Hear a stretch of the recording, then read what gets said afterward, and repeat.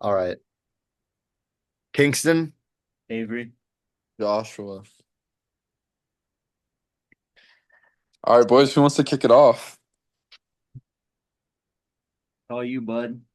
Mm, Uh, I just okay. We didn't talk about Revelation at all, did we?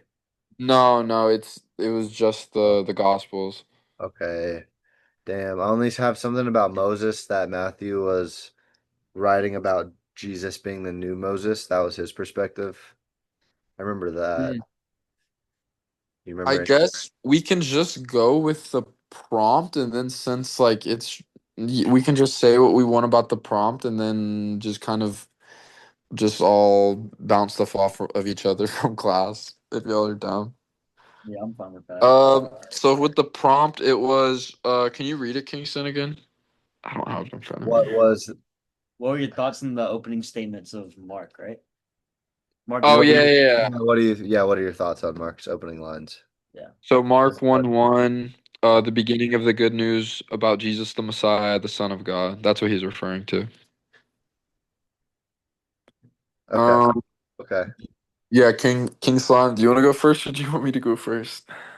Yeah. Yeah, I'll go. I'll just talk a little bit then. I mean I never really thought about the opening until he had explained the significance of it. So I guess after Professor Halcombe explained it, it just kind of um I feel like it adds more to the argument where people say like why would his disciples and why would all these followers be so passionate about something that was fake and false, and for Mark to go like so out of his way to kind of be disrespectful to the current ruler of Rome, like in an effort to show that much respect to Jesus. I feel like it just adds more uh, evidence to the fact that it's real. That it's real, you said? Yeah, like that like Christianity's real and like because that's what Halcom was saying also is that how that's like an argument for the Christianity being real because like why would all of these people like the disciples go to their grave for something that they know is a lie? Yeah, that's Oh, I facts. remember him talking about that. You're right, Yeah. you're right, you're right. Yeah, so to like start your whole book by like with something so strong, like to me that just adds more evidence and like more support to what Professor Halcombe was saying with that. Because like basically he was saying that like Mark 1:1 is like extremely like the comparison how he was saying like it'd be like us going to like the White House and making some sort of statement about ourselves or someone else being like the real ruler. Hmm. Yeah, I'm not gonna lie. I don't remember much about Monday or Wednesday. All I remember is Friday and him just talking about like the different like Matthew, Mark, and Luke and all them. And then I Hmm. remember him going off on a tangent talking about like the oh, what was it called?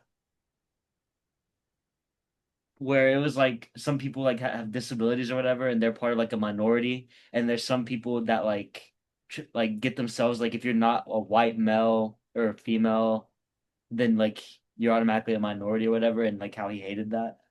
Yeah. What word? What? Yeah, no, I know exactly what you're talking about. I wrote them down, but I don't have my notes, the picture of my notes. I wrote it down because they're like two separate categories. And Yeah. there's like some people that are like LGBTQ or whatever, and they like try to put themselves in like the like kind of disabled category to where they're a minority because like Uh-huh. they're like born that way. Hmm. Yeah. I'm trying to no, dude. And it's bothering me because I didn't take a picture of the page that I had notes on that too. Uh, Oh man. yeah, but you're talking about yeah, basic. It's not. He used a different word than minority. What was it? Marginalized, right? Was that what? You said I think it was marginalized? marginalized. It started with an M. I know it did. Yeah, it was marginalized and non. It was marginalized by um it was basically people that are marginalized not by choice, like born into it, Yeah, yeah, like yeah. either being like just really poor or having like a sickness or disability, And the or other like it was criminal. saying, The other one was criminals. yeah, like marginalized by choice, like their actions are the reason that they're outcasts of society. Yeah. Oh, And he was saying basically that like literally back get pushed. back in the day, Jesus knew the difference between the two. And like basically now the world has just made like clumped like both of the two together. Mm. Ugh. Yeah, dude. So thoughts and All right. opinions, guys. I have no clue. Wait. It might show. I don't want to like go under time or like over like time that we need to. I was trying to No, like yeah, I like feel. how long we're in. Because like the last time didn't we have like a 20-minute podcast the other day? Yeah, yeah. Yeah. I think we had the 20-minute one right after we didn't record like for the 15-minute one or something. Mm. Yeah. Uh, Um, but yeah, what Avery was saying with the marginalized thing is that Professor Halcombe was just saying that um you have to have a different spirit depending on because if you're marginalized by your own actions and your own choices, then you need to have a spirit of repentance. But like the people that are just born into it, then it's a different sort of thing and a different energy. Yeah. mm, that makes sense.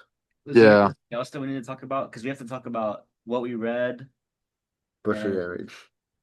We the could just, I guess, talk about the Yeah, different I can edit it in. theological, like the different goals I guess each of the writers had. yeah. He said that Luke was the historian.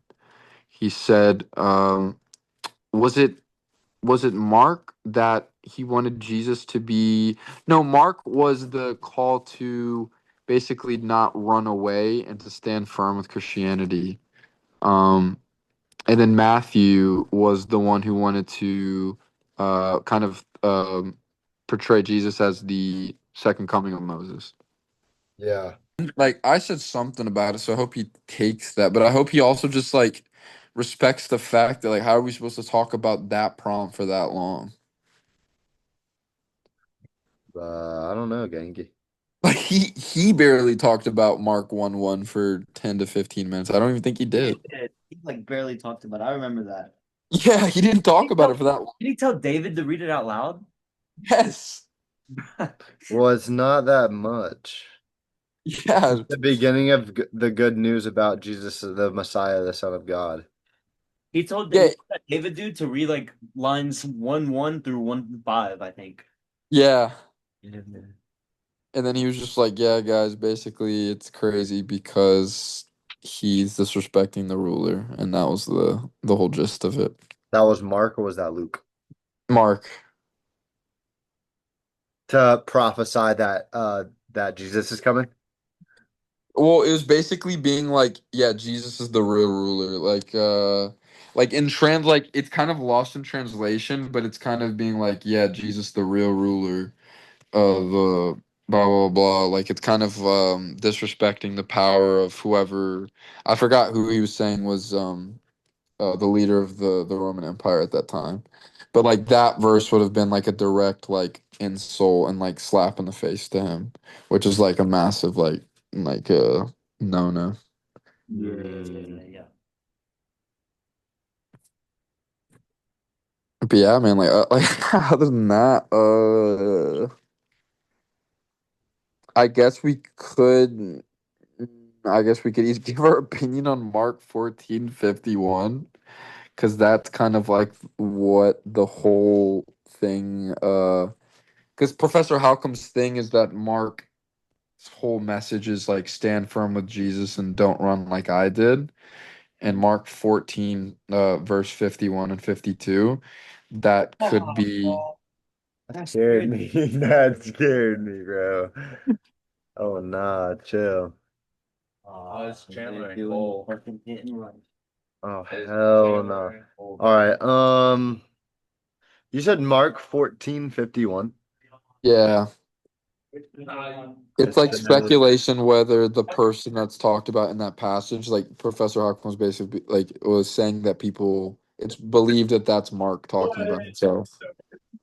might be a hidden. We're doing stuff for class actually. Wait, but why would he run? Because it says it could be a symbolic picture of discipleship being abandoned. So how is that, or how would that be Mark if he was already a believer of Well, Jesus? that's the thing is that when Jesus was getting like close Persecuted. to, yeah, that's when like the disciples were kind of like turning like turning on him like out of fear.